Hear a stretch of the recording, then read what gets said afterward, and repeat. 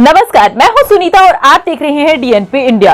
दोस्तों, गुजरात के मुख्यमंत्री विजय रूपाणी ने शनिवार को अपने पद से इस्तीफा दे दिया है, जिसके बाद तमाम राजनीतिक पार्टियों और लोगों के मन में ये सवाल उठ रहे हैं कि क्या विजय रूपाणी का इस्तीफा देना बीजेपी की सोची समझी चाल है या फिर इसके पीछे का कोई और कारण है। दोस्तों, कयास ये भी लगाए जा रहे हैं कि दिसंबर 2022 में गुजरात में होने वाले विधानसभा चुनावों को देखते हुए बीजेपी कोई बड़ा राजनीतिक दांव खेल रही है। दोस्तों, क्या है ये पूरा मामला, आज इस वीडियो में हम आपको बताएंगे।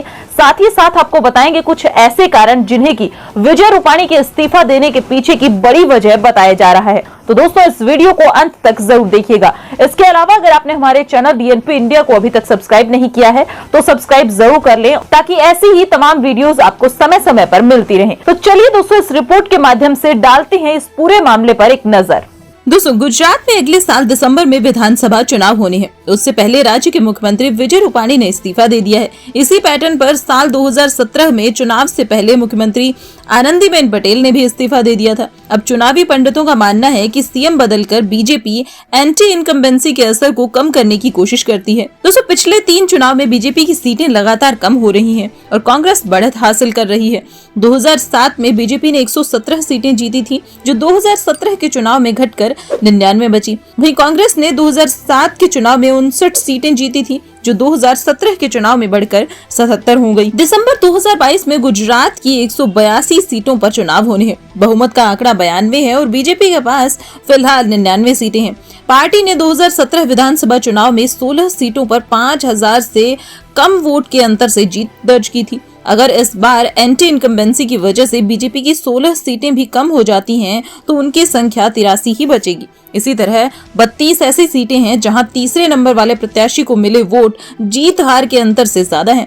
ऐसी 18 सीटों पर बीजेपी जीती है। ऐसे में 18 सीटें भी कम होती हैं तो पार्टी का आंकड़ा 81 सीट ही बचेगा। ऐसे में बीजेपी बहुमत के आंकड़े से दूर रह जाएगी और गुजरात में बना पार्टी का किला ढह सकता है। दोस्तों, आइए अब नजर डालते हैं उन बड़े कारणों पर जिन्हें कि विजय रूपाणी के इस्तीफा दिए जाने के पीछे की बड़ी वजह बताया जा रहा है। दोस्तों, 65 वर्षीय विजय रूपाणी को अगस्त 2016 में गुजरात का मुख्यमंत्री बनाया गया था। उस समय 75 वर्षीय आनंदीबेन पटेल ने उम्र को आधार बनाकर इस्तीफा दे दिया था। रूपाणी के नेतृत्व में ही भाजपा ने पाटीदार आरक्षण आंदोलन के बावजूद 2017 विधानसभा चुनाव में जीत हासिल की थी।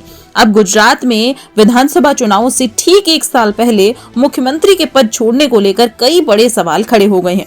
दोस्तों, रूपाणी के इस्तीफे की मुख्य वजह उनकी नॉन परफॉर्मेंस को भी बताया जा रहा है। सूत्र इसे कोर्स करेक्शन भी कह रहे हैं। दोस्तों, केंद्रीय नेतृत्व विजय रूपाणी के परफॉर्मेंस से संतुष्ट नहीं था। स्ट्रेटेजी सिंपल है, अगर राज्य में नेतृत्व के खिलाफ कोई विरोध है तो उसे अभी ही खत्म किया जाए, चुनावों का इंतजार न किया जाए। उत्तराखंड और कर्नाटक में हम ऐसा देख चुके हैं। कर्नाटक में येदियुरप्पा को हटाया गया और उत्तराखंड में 2 रावत को। दोस्तों, पिछले दिनों खबर ये भी आई थी कि राष्ट्रीय स्वयंसेवक संघ रूपाणी से खुश नहीं है। संघ का ये फीडबैक भी रूपाणी के खिलाफ था। संघ का जमीनी सर्वे मुख्यमंत्री के खिलाफ पैदा हुई नाराजगी दिखाता है। सूत्र बताते हैं कि संघ के फीडबैक के आधार पर पार्टी अगले चुनावों में कम से कम 50 विधानसभा क्षेत्रों में उम्मीदवारों के चेहरे बदल सकती है। कई विधायकों के टिकट कटना भी तय माना जा रहा है। दोस्तों, इसके अलावा गुजरात में कोविड-19 को लेकर मिसमैनेजमेंट देखने को मिला है। पिछले साल खबरें ये आई थी कि खुद मोदी और शाह भी रूपाणी से नाराज थे। गुजरात के निर्दलीय विधायक जिग्नेश मेवानी ने कहा कि गुजरात के लोगों को अच्छा लगता यदि रूपाणी कोविड-19 संकट से निपटने में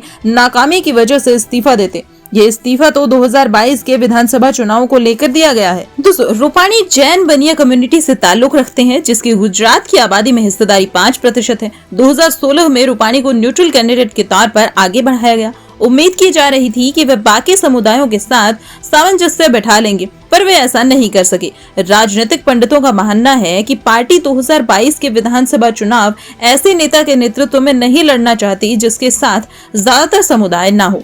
तो दोस्तों, हमने बताया आपको कुछ ये ऐसे कारण जिन्हें कि गुजरात के मुख्यमंत्री विजय रूपाणी के इस्तीफा दिए जाने के पीछे की बड़ी वजह बताया जा रहा है। दोस्तों, आपका इस पर क्या कहना है, आपकी क्या राय है, इस पर हमें कमेंट सेक्शन में जरूर बताइएगा। इसके अलावा अगर आपने हमारे चैनल डीएनपी इंडिया को अभी तक सब्सक्राइब नहीं किया है तो सब्सक्राइब जरूर कर लें और हमारी वीडियोस को लाइक, शेयर और कमेंट भी जरूर करें।